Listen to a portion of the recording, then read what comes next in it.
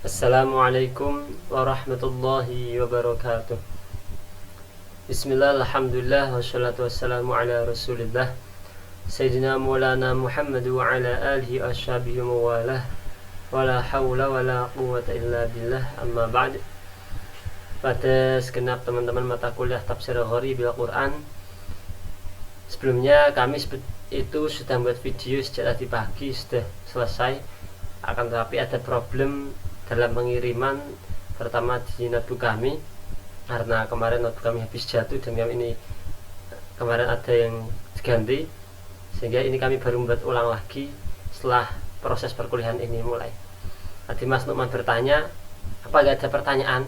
Itu pertanyaan yang niatnya gak ingin ada pertanyaan. Teman-teman, apakah ada pertanyaan atau tidak?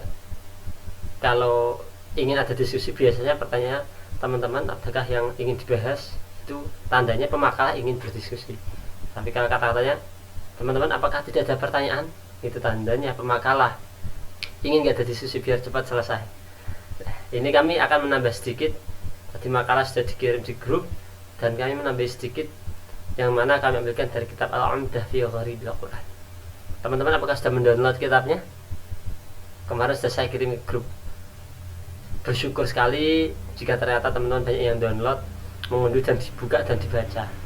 Kalau download saja setelah itu dibuka, ya sama juga.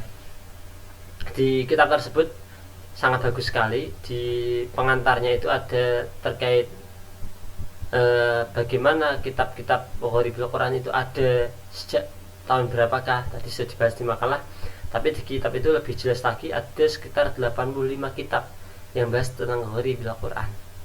Lalu apa definisinya? Tadi sudah disampaikan di makalah juga, bahwa dalam kitab Al-Umdah kami menambahi saja, itu dijelaskan bahwa ilmu Gharibil Quran itu ilmu yang khusus, ilmu khusus membahas lafaz-lafaz yang masih samar dari Al-Quran.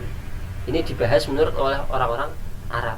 Tapi bagi kita orang Jawa, mungkin ada yang diantara kita, Pak, saya nggak paham semua Pak, Bismillah aja nggak tahu artinya. Itu gharib semua bagi kalian. Tapi di sini gharib ini yang memang perlu penjelasan lebih dalam. Saya ambilkan contoh. Dalam kitab Al-Umdah itu diterangkan pada lafaz Toha, itu lafaznya kalau masyhur diterangkan itu di para kiai yang menyampaikan itu, Toha itu nama Rasulullah SAW. Kan tapi di Al-Umdah itu ada keterangan Toha ayya rajul, artinya wahai laki-laki. Dan di sana itu uniknya di sana. Jadi kita belajar Gharibil Quran, kita bisa menemukan makna yang kadang beda dengan yang mainstream. Jadi ada penafsirannya itu anti mainstream. Bahkan di sana diterangkan di footnote dari Al-Umdah itu mengutip dari Tafsir Tabari kalau tidak salah, yakni Toha artinya ialah ismun min asma'illah ta'ala, salah satu nama dari nama Allah Ta'ala. Padahal kita sejak kecil, mungkin sejak TK, kita hafal ada Asmaul Husna itu jumlahnya 99. Kok ada yang mengatakan Toha itu asma Allah? Itulah uniknya. Jadi kita sebagai seorang sivitas akademika, kita bincang, jika nanti suatu saat kita menemukan orang-orang yang punya pemikiran yang berbeda dengan kita, contoh Asmaul Husna itu salah, masih ada tambahan lagi Toha, kita sebagai sivitas akademika jangan langsung menjustifikasi, lu itu salah, sesat itu, Asmaul Husna itu ya 99, udah gak akan ada tambahannya. Dan inilah peran kita. Jika kita sudah tahu, oh Toha menurut kitab Al-Umdah itu penjelasannya ada yang mengatakan itu nama dari nama Allah Ta'ala, sehingga kita bisa bijak menyikapinya.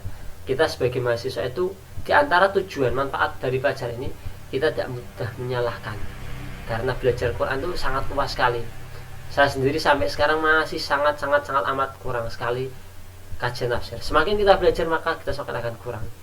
Apalagi jika tafsir kita kaitkan dengan hukum-hukum, contohnya kita membahas tentang hukum qisas, nanti dikaitkan dengan tafsir ayatul ahkam karya Sya'il As-Subuni ataupun karya lainnya, kita akan semakin tahu bagaimana kekurangan ilmu kita. Sehingga orang semakin pintar itu kadang semakin bijaksana.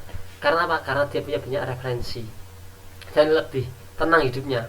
Karena apa? Jika ada seseorang melakukan penjelasan yang kelihatannya salah, lalu ternyata kok ada hal yang mengganjal, tidak langsung menyalahkan lalu buka kitab. Itulah ciri khas mahasiswa IKT.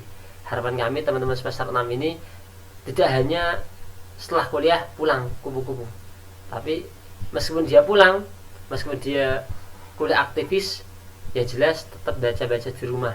Entah membaca itu membaca kitab-kitab atau membaca buku-buku yang menunjang, contohnya buku Prof. Quraisy Shihab ataupun buku lainnya, sehingga kita dalam menyikapi masalah itu lebih bisa bijaksana. Mungkin itu yang kami sampaikan sebagai tambahan. Kurang lebihnya mohon maaf. Kami juga mohon maaf atas keterlambatan video kami karena tadi ada problem teknis dari kami. Waalaikumsalam warahmatullahi wabarakatuh.